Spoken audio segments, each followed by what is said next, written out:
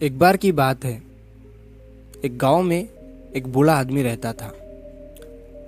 वो बूढ़ा आदमी अपने बेटे से बहुत परेशान था, क्योंकि उसका बेटा बहुत ही नालायक था, कामचोर था। वो कोई काम नहीं करता था और बस गांव में इधर से उधर घूमा करता था। तो एक दिन उस बूढ़े आदमी ने अपने बेटे को सबक सिखाने का सोचा। उसने अपने बेटे को अपने पास बुलाया और उससे कहा कि बेटा, घर के अंदर अलमारी में एक घड़ी रखी हुई है, तुम उसे निकाल कर लाओ। लड़का घर के अंदर गया और उस घड़ी को बाहर निकाल कर लाया। फिर उसके पिता ने उससे कहा कि अब तुम एक काम करो, इस घड़ी को अपने साथ बाजार में लेकर जाओ और जितने लोग भी तुम्हें मिलेंगे सबसे तुम इस घड़ी की कीमत पूछ कर आना। अब वो लड़का उस घड़ी को लेकर बाजार में चला गया। उसने बाजार में सभी लोगों से उस घड़ी की कीमत पूछी। किसी ने उस घड़ी की कीमत 500 बताई, किसी ने 1000, तो किसी ने 800। सभी लोगों ने उस लड़के को उस घड़ी की कीमत अलग अलग बताई और कई लोगों ने एक जैसी।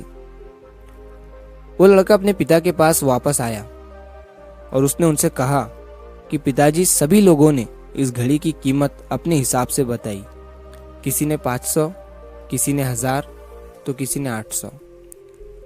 अब उस बूढ़े आदमी ने अपने बेटे से कहा कि बेटा ठीक है, घड़ी को तुम अलमारी में रख दो और जाओ। अब अगले दिन फिर से उस बूढ़े आदमी ने अपने बेटे को अपने पास बुलाया और उसे फिर से अलमारी से घड़ी लाने को कहा। लड़का फिर जाता है और अलमारी से घड़ी निकाल कर लाता है। और अब उस बूढ़े आदमी ने अपने बेटे से कहा कि बेटा जाओ और आज तुम इस घड़ी के अंदर जो समय चल रहा है उसकी कीमत पूछ कर आओ। लड़के को समझ नहीं आ रहा था कि उसके पिताजी उससे क्या करवाना चाह रहे हैं। वो दुखी मन से फिर से घड़ी को लेकर बाजार में चला जाता है और सभी लोगों से उस घड़ी के अंदर जो समय चल रहा था उसकी कीमत पूछता है। लोगों को लगता है कि इस लड़के की मानसिक स्थिति ठीक नहीं है। कल ये घड़ी की कीमत पूछने आया था और आज समय की। बहुत से लोगों ने उसे भगा दिया और कुछ लोग उस पर हंसने लगे। अब लड़का परेशान हो जाता है और सोचता है कि ये मेरे साथ क्या हो रहा है। तभी वो आखिरी बार एक बूढ़े आदमी की दुकान पर जाता है। वो बूढ़ा आदमी बहुत व्यस्त था। वो लड़के का सवाल सुनते ही समझ गया कि लड़का उससे क्या पूछना चाह रहा है।